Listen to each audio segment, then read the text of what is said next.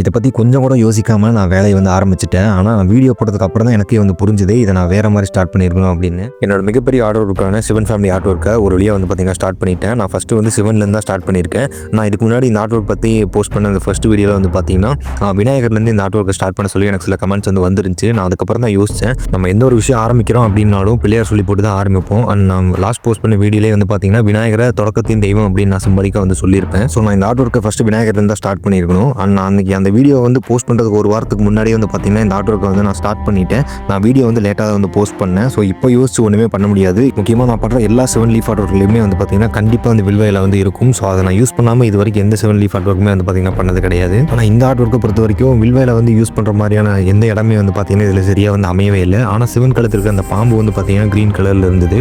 So அதனால் அதுக்கு வந்து வில்வையில் யூஸ் பண்ணிடலாம். அங்கே வந்து நான் யூஸ் பண்ணியிருக்கேன். ஓரளவுக்கு வந்து பார்த்தீங்கன்னா மேட்ச் ஆகிடுச்சு. கிட்டத்தட்ட 2 வாரத்துக்கு மேலே சிவனில் மட்டுமே வந்து பார்த்தீங்கன்னா நான் வந்து ஒர்க் பண்ணிட்டு இருக்கேன். ஆனால் பேசிக்கான ஒர்க்கை மட்டும் தான் வந்து பார்த்தீங்கன்னா என்னால் முடிக்க முடிஞ்சது. இன்னும் ஃபைனலாக பண்ணுற டீட்டெயிலிங் எல்லாம் கடைசியாக பார்த்துக்கலான்னு பெண்டிங் வச்சிருக்கேன். அண்ட் இதுதான் நான் 2 வீக்ஸாக பண்ண ஒர்க். அண்ட் இது எப்படி இருக்குன்னு மறக்காமல் கமெண்ட் பண்ணிருங்க. அண்ட் புதுசாக வீடியோ பார்க்குறவங்க ஆர்ட் ஒர்க்கோட ஃபைனல் அவுட்புட்டை நீங்கள் மிஸ் பண்ணாமல் பார்க்கணும்னு நினச்சிங்கன்னா நம்ம பேஜை மறக்காமல் ஃபாலோ பண்ணிக்கோங்க.